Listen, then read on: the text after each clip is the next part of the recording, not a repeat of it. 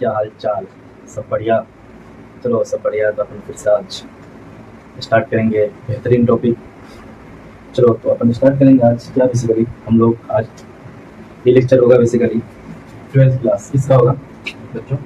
ये लेक्चर होगा 12th class. ये किसके लिए होगा तो BSc भी बिहार बोर्ड के लिए, CBSC वालों के लिए। और ये सारे के सारे लोग जब बोर्ड पास कर जाएंगे तो ये लोग नीट के लिए भी इसी एग्ज़ाम और इसी लेक्चर से अच्छे तरीके से तैयारी करेंगे। तो भाइयों बहनों तैयार हो पढ़ने के लिए। अपन यूएन सर के साथ पढ़ेंगे, ठीक है। किसके साथ पढ़ेंगे तो भाई यूएन सर के साथ पढ़ेंगे, ठीक है ना। फुल फॉर्म क्या है उबैदुल्ला नदवी फुल फॉर्म है, ठीक है। तो हम लोग ये लेक्चर क्या देखेंगे, डेमो लेक्चर देखेंगे। और इस लेक्चर में अपन बहुत सारी चीज़ें ऐसे पढ़ेंगे जो अभी तक नहीं पढ़ रहे थे, ठीक है। क्योंकि आजकल बिहार बोर्ड का भी क्वेश्चन एज इट इज ऐसे ही आ रहा है जैसे न्यूज में आते हैं, हार्ड क्वेश्चन। और CBSC का तो पहले से ही पता है। तो हम लोगों ने सोचा है भाई कि हम लोग क्या पढ़ेंगे, NCERT से पढ़ेंगे, पूरा का पूरा NCERT से पढ़ेंगे, अच्छे से पढ़ेंगे। और किसी को भी किसी तरीके का डाउट हो तो आप हमसे डायरेक्ट कनेक्ट कर सकते हैं। हमारा ऑफिशियल नंबर है क्या, ऑफिशियल नंबर है अपना 970990 13 019। ये हमारा ऑफिशियल नंबर है, इस पर डायरेक्ट कनेक्ट कर सकते हैं, डायरेक्ट अपने डाउट क्लियर कर सकते हैं, ठीक है ना। 24/7 तो नहीं हो सकता, लेकिन ये लगभग मानो 24/7 ये अपना हेल्पलाइन नंबर है। और 24/7 में आप कभी भी पूछ सकते हैं, कोई भी आपका आंसर आपको उससे आंसर मिल सकता है। तो चलो हम लोग बिना ताखिर और बिना लेट किए हुए अपन स्टार्ट करेंगे। भाई क्या करेंगे स्टार्ट, तो 12th क्लास का लेक्चर स्टार्ट करेंगे, वो भी डेमो लेक्चर है। और डेमो क्या, ठीक है भाई। तो 12th क्लास का लेक्चर पढ़ेंगे। और 12th क्लास में जो पहला चैप्टर हमारे NCERT में रिप्रोडक्शन इन ऑर्गेनिज्म, देखो ये चैप्टर नंबर 1 से शुरुआत करेंगे। और रेगुलर क्लासेस होगा हमारा जिस तरीके से भी हो, रिकॉर्डेड फॉर्म में या क्लास में फॉर्म में, तो रेगुलर क्लासेस होंगे। तो हमारा चैप्टर नंबर पहला है रिप्रोडक्शन। क्या है reproduction, reduction in organism,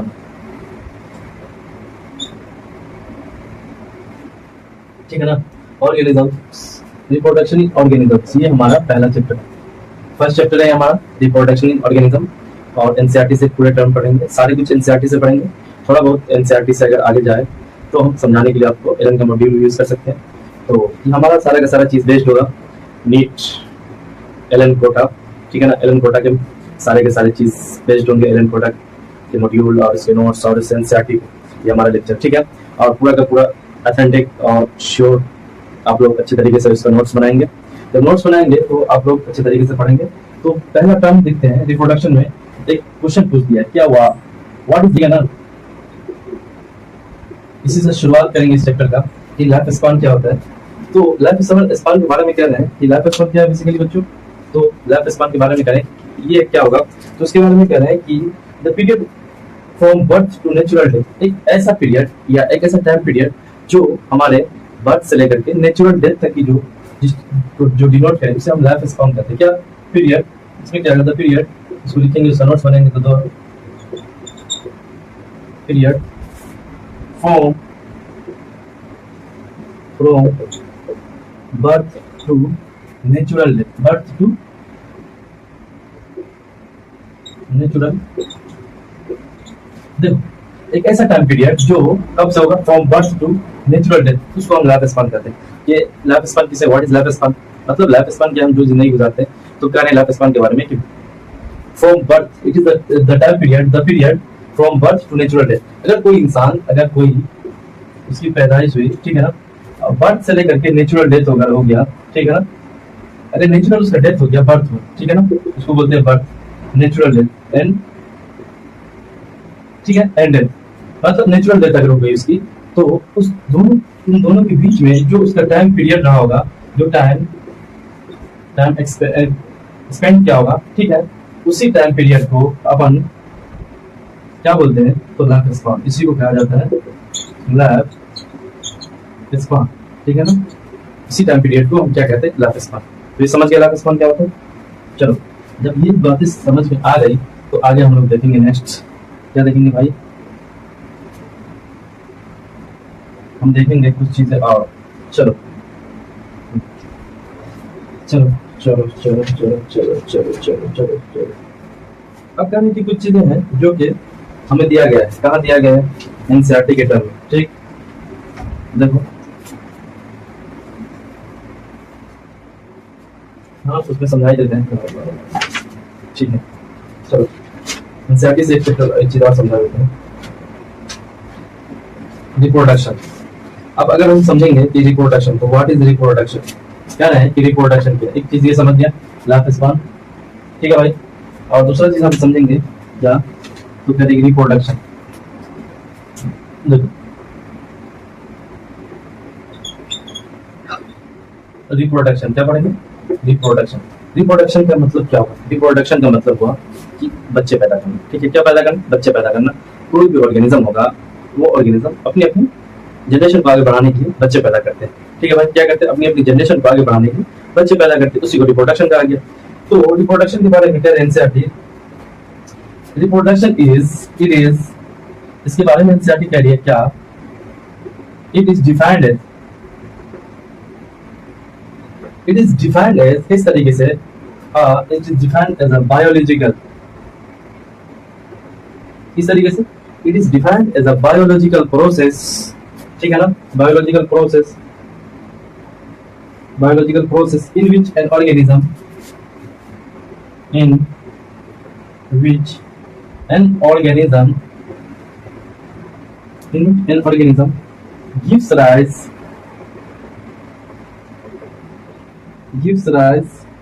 to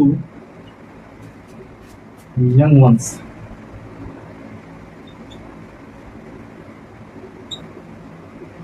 young ones। ठीक है, और उसको ऑफ स्प्रिंग भी कहा गया। ठीक है ना, यंग वंस या ऑफ स्प्रिंग मतलब बच्चा। ठीक है ना, अब कह रहे हैं कि किस तरीके का बच्चा हो, इसमें कहा कि it is defined as biological process. कैसा प्रोसेस है रिप्रोडक्शन, तो रिप्रोडक्शन के बारे में कहा गया ये बायोलॉजिकल प्रोसेस होगा, इन विच, इसमें क्या होगा, an organism gives rise young ones, gives rise to young ones, या मतलब बच्चे पैदा करेगा, बच्चे पैदा करेगा। तो कैसा होगा, सिमिलर टू, उसको कहा कि बच्चा भी होगा, तो सिमिलर टू इटसेल्फ, कैसा बच्चा पैदा करेगा भाई, तो सिमिलर, सिमिलर टू इटसेल्फ। ठीक है ना, इटसेल्फ किस तरीके का, तो सिमिलर टू इटसेल्फ यानी खुद के तरीके का, मतलब खुद के जैसा, सिमिलर टू इटसेल्फ अपने जैसा। ठीक है ना, अपने जैसा बच्चे पैदा करेगा। इतनी बातें समझ में आ गई है ना, यस सर।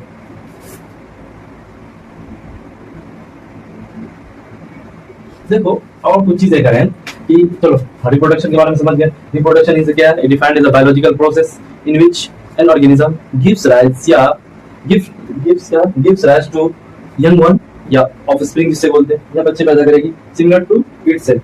जब ये बच्चे पैदा हो गए तो ये बच्चे क्या होगा, आगे उसका ग्रोथ होगा। ठीक है ना, आगे क्या होगा उसका, तो आगे उसका कह रहे हैं बच्चे जब पैदा हो गए भाई, तो बच्चे जब पैदा हो गए तो ग्रोथ, सबसे पहला उसका काम होगा ग्रो करना, मतलब बढ़ेगा, उसके अंदर ग्रोथ होगी, जिस तरीके से भी ग्रोथ हो। फिर ग्रो किया, मैच्योर,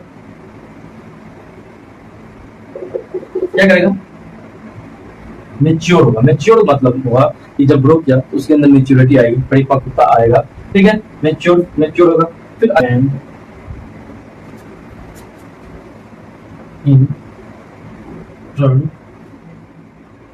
एंड इन टर्न क्या करेगा, तो बेसिकली भाई लोग in turn produce new offspring. कैसे बच्चे पैदा करेगा, नए नए बच्चे पैदा करेगा। ठीक है, न्यू स्प्रिंग। अब उसके बारे में कहा कि ये साइकिल है एक तरीके का, मतलब जैसे एक पुरानी, ये साइकिल किस तरीके से, जैसे एक पुरानी, एक हुआ, ठीक है ना, वो अपने बच्चे पैदा किया, वो बच्चे पैदा किया अपना बच्चा, फिर उसका बच्चा जब बड़ा हो गया उसने भी अपने बच्चे पैदा किया। ठीक है, अब फिर देखते हैं उसका बच्चा जब बड़ा हो गया, मैच्योर हुआ, ग्रोथ किया, तो उसने भी अपने बच्चे पैदा किया, तो इसने भी अपने बच्चे पैदा किया, इसने भी अपने बच्चे किया। एक टाइप का साइकिल है, एक चक्रव्यूह है जिसके अंदर सारे प्रोसेस होते हैं। कोई भी पैदा होगा तो मरेगा, ये पैदा हुआ तो ये मर गया, मतलब ऐसा ही होगा।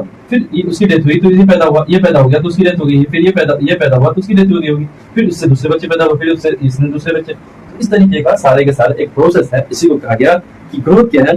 There is a cycle of birth, growth and death. किस चीज का साइकिल है? तो बर्थ का, ग्रोथ का एंड डेथ का। तो इसी चीज को हमने समझा दिया इसमें एनसीईआरटी के रिटर्न में। क्या करें कि देयर इज अ, एक पॉइंट और लिख लेना हमें कि there is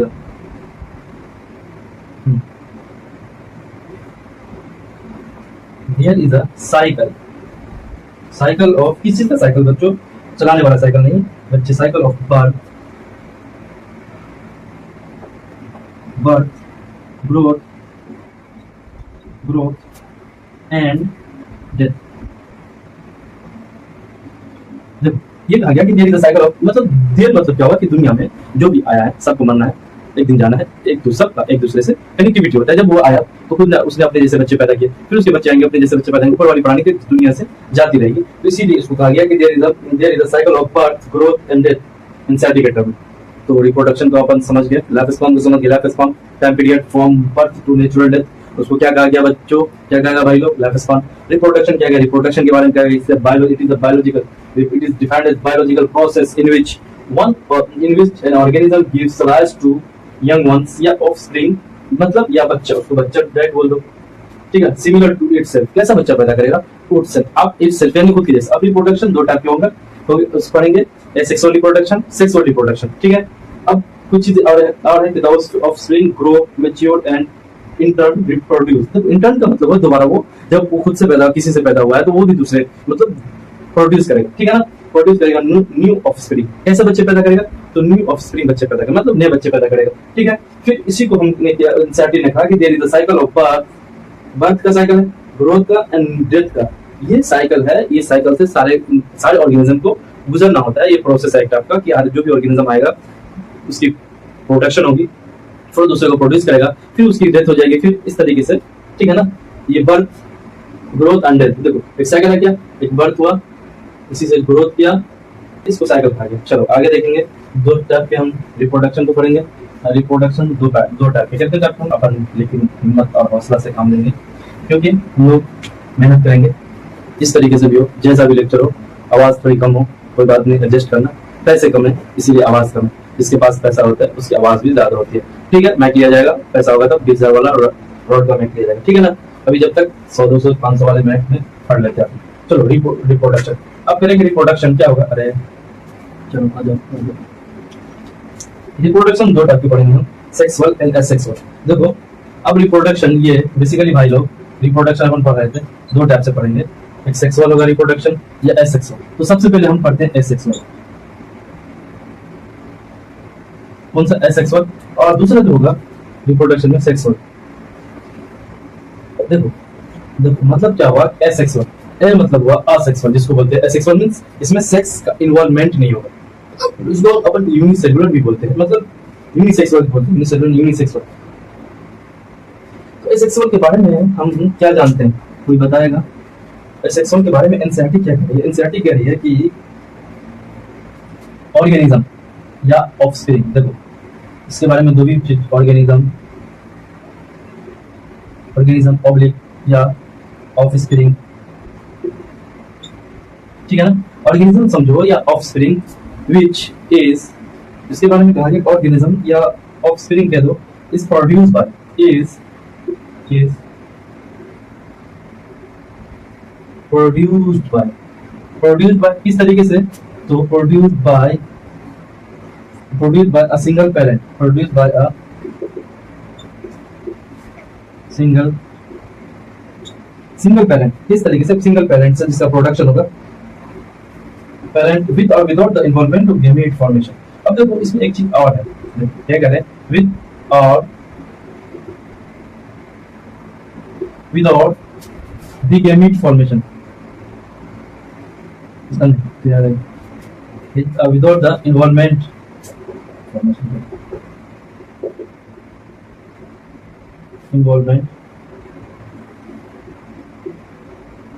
involvement of gametes,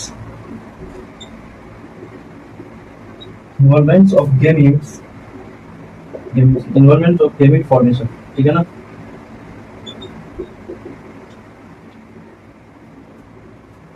देखो व्हाट इज एसेक्सुअल रिप्रोडक्शन, देखो अगर अपन समझेंगे सिंपल टर्म में, सिंपल चीज है, तो क्या होगा, what is asexual, asexual reproduction मतलब ऑर्गेनिज्म या ऑफस्प्रिंग इज प्रोड्यूस्ड बाय, कोई भी ऑर्गेनिज्म होगा या कोई भी बच्चे होंगे ऑफस्प्रिंग होंगे, प्रोड्यूस होंगे किससे, by single parent, single parent से, सिंगल पेरेंट का मतलब हुआ कि उसके फादर ही होंगे या मदर ही होगी, ठीक है ना, सिंगल पेरेंट्स होंगे विद और विदाउट, विद और विदाउट का मतलब हुआ कि हो सकता है मे बी इसमें इन्वॉल्वमेंट ऑफ गैमेट भी हो, या ये भी हो सकता है कि without involvement of gamete formation, इसमें गैमेट का फॉर्मेशन ना हो, ठीक है ना। अगर इस तरीके के प्रोडक्शन हो तो उसको अपन क्या बोलेंगे, एसेक्सुअल रिप्रोडक्शन। क्या बोलेंगे भाई, asexual reproduction. Are you ready, पढ़ने के लिए तैयार हो, समझ में आ रही बातें, चलो आगे ये बातें समझ में आ गई तो अपन हम पढ़ेंगे। हाँ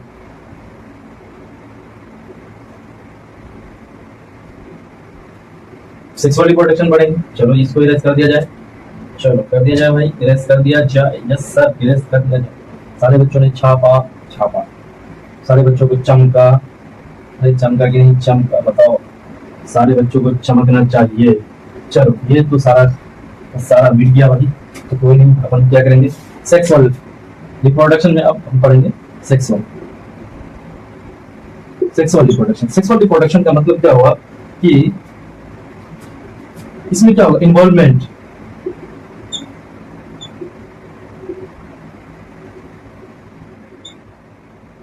involvement of two parents,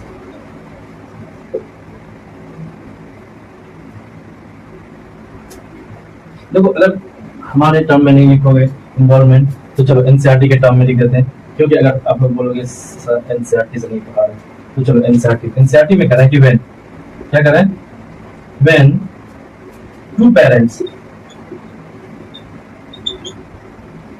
when two parents का मतलब हुआ कि male and female opposite sexes, ठीक है ना, टू पेरेंट्स होंगे, व्हेन टू पेरेंट्स अपोजिट, है ना, दो पेरेंट्स होगा अपोजिट सेक्स, एक मेल होना चाहिए एक फीमेल होना चाहिए, participate in the reproductive process, क्या करेगा ये, पार्टिसिपेट करेगा,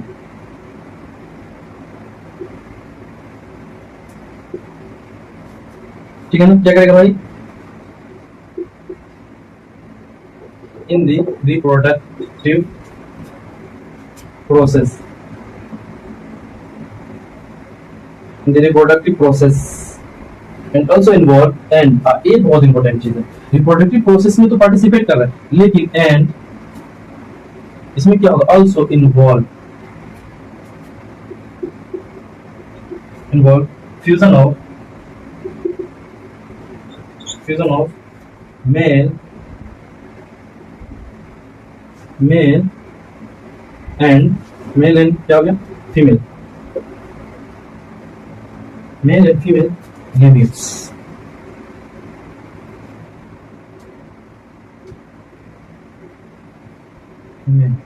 ठीक है। देखो सेक्सुअल रिप्रोडक्शन क्या हुआ, तो बेसिकली सेक्सुअल रिप्रोडक्शन क्या हुआ कि व्हेन टू, देखो आ जाओ बच्चों, आ जाओ पढ़ने के लिए तैयार हो, तो आ जाओ, सेक्सुअल रिप्रोडक्शन हम लोग पढ़ रहे थे, एसेक्सुअल पढ़ लिया, एसेक्सुअल का एग्जांपल नहीं दिया क्या, अच्छा चलो एग्जांपल भी दे देंगे। चलो सबसे पहले देखो सेक्सुअल रिप्रोडक्शन, टू पेरेंट्स क्या होगा, दो पेरेंट्स का इन्वॉल्वमेंट होगा, दो पेरेंट्स मतलब अपोजिट सेक्स, एक मेल होगा या सॉरी एक फीमेल होगी या एक मेल होगा, ठीक है ना, इन दोनों का क्रॉस होगा, डॉट मतलब क्रॉस, ठीक है, अपोजिट सेक्सेस से।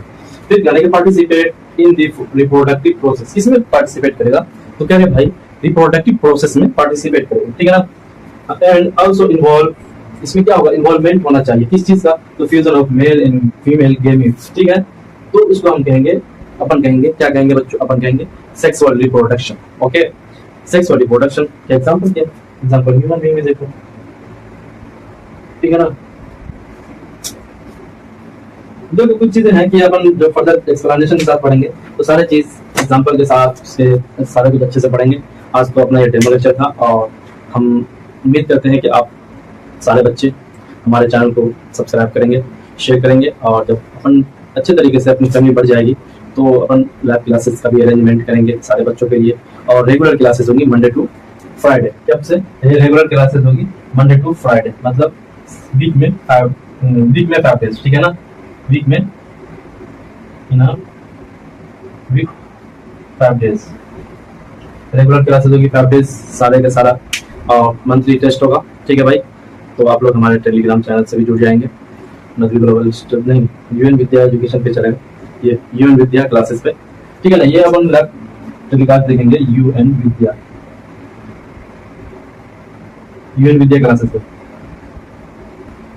सारे लोग सब्सक्राइब करेंगे, सारे लोग शेयर करेंगे और थोड़ा बताएंगे अपना फीडबैक कि कैसे पढ़ने में मजा आया या नहीं, तो चमका या नहीं चमका। सारे बच्चे तब तक के लिए ओके बाय।